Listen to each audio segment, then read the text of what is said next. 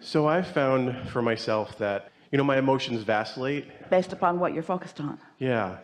So my focus vacillates. Is that what you mean? Say that one more time, sorry. My focus vacillates. Yes, it does. My focus vacillates because I don't stay focused on anything long enough to gain enough momentum. Yeah. And that's a good thing when it's unwanted things, because that way I'm fickle and nothing really gets a hold.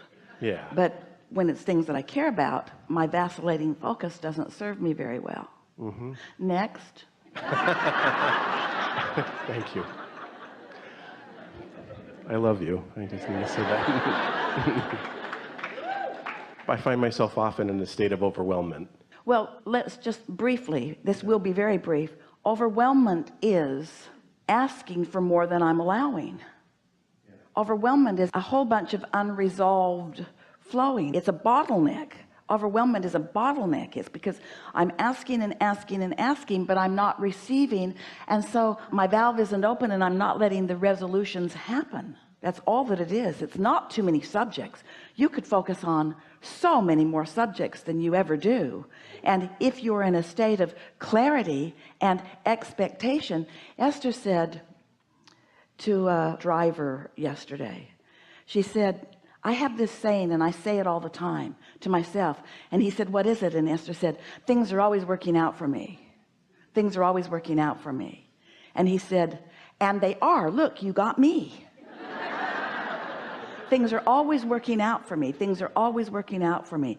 That's a really good statement to say and mean that will sort of soothe that overwhelmment. We interrupted you, but we want you to understand what overwhelmment is. Thank you. Everything's about balance, in and out, in and out. If you were to only breathe in and never breathe out, you'd be overwhelmed.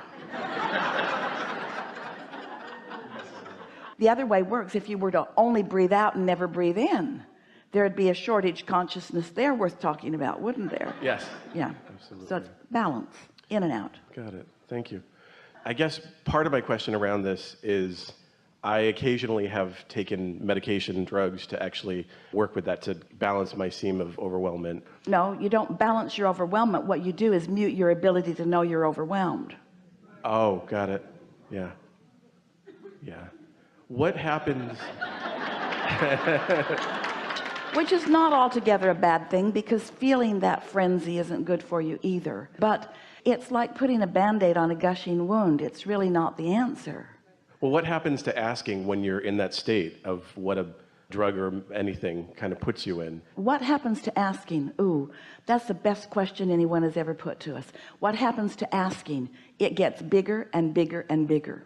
Because once you ask, we've demonstrated this, you've all heard it and watched us do this. So when life causes you to know what you don't want, you know what you do want, and you emanate an asking, a vibrational request. And it moves forward into this vibrational atmosphere that we want so much for you to accept the reality of this vibrational reality that we call it the vortex. Wrote 2 books about it so that you would accept its existence. Life causes you to ask, even if you don't use words. When life causes you to ask, you emanate a request that source answers. And the fact that source has now answered the request, meaning source is giving undivided attention to your request. That's your inner being. That's that soul source part of you, focused relentlessly, never endingly upon what you've asked for. And now think about law of attraction, now responding to that focal point of your inner being, which means that desire, what happens to my desire? Your desire just continues to expand and become more, which means once you launch one, it's prudent for you to move in the direction of it because of the expanse between the desire that is yours and is tied to you because you gave birth to it, and you in the moment because of the thoughts you're thinking. If the expanse, the vibrational difference is too great, then what happens to my desire? It gets greater and greater and greater. What happens to me if I don't move with it? I feel worse and worse and worse until I say I'm overwhelmed or depressed or afraid. I'm just taking that in. Yeah. We want you to feel the bigness of this, but we also want you to feel the ease of how easy it is really to keep up with your own desires.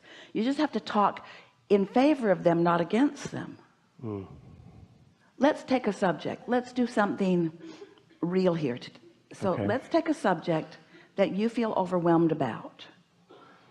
Just name a subject, one that's easy for you to talk about, one that you don't mind talking about with all of us. Yeah. A subject that you feel overwhelmed about. What's the topic? Body. Right now, I All feel right. overwhelmed with my body. All right, so now talk to us about your body. Okay. And just standard anything. Okay. The things that you usually say and feel about it. I'm not happy with my body. All right, so you got a what isness problem going on, don't you? Absolutely. Yeah, facing Yep. a current reality. And this is such a good topic because there are two topics that really are standouts for the current what you're living being so in your face that it's hard for you to do anything else. One is your body and how it feels or how you perceive it to be, and money. Those two subjects, because they affect so much of what you're doing and where you are, that they sort of dominate your vibration. It's hard to have a manifestation that I can see and hear and smell and taste and touch that I don't keep seeing and smelling and tasting and touching and hearing. It's not easy to have this reality that is so real and so obvious and so apparent and so everywhere you go, kind of take your body with you everywhere you go. Yeah. So as you take your body everywhere you go, it's on your mind, and it's on your mind in its current form.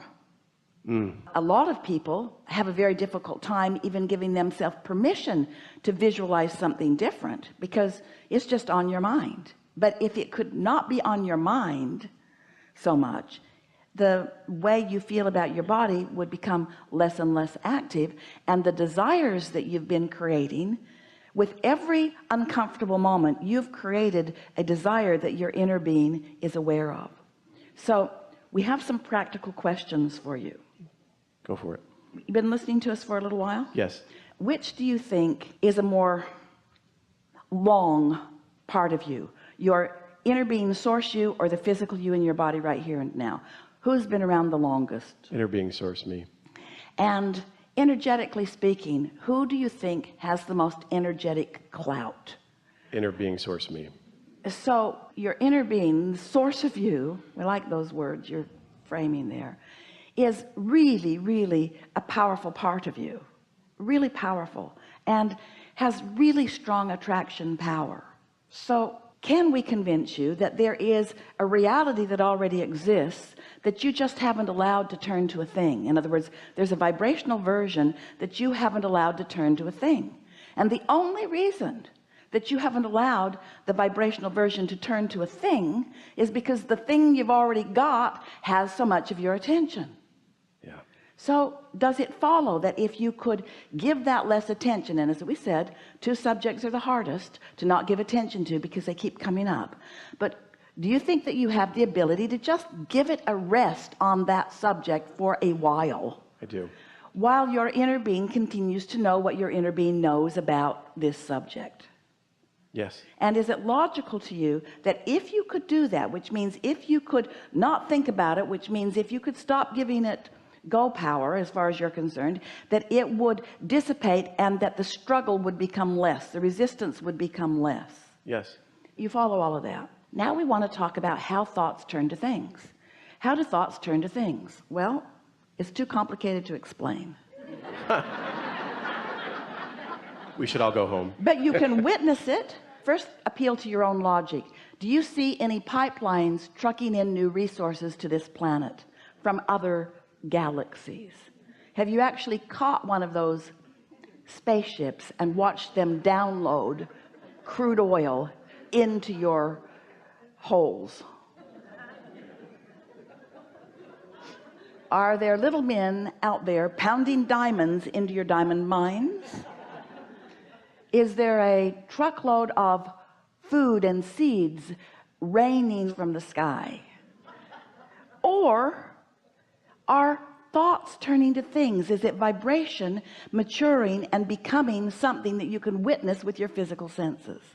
Now we know it's a stretch. It's not easy to be so good at facing reality with your physical senses and then to have someone say, don't do that so much. Don't face reality with your physical senses so much, because the current reality that you're facing is preventing the one that you really would prefer to replace it. But that really is what's going on. You just can't keep beating the drum of what is and let the new improvement happen.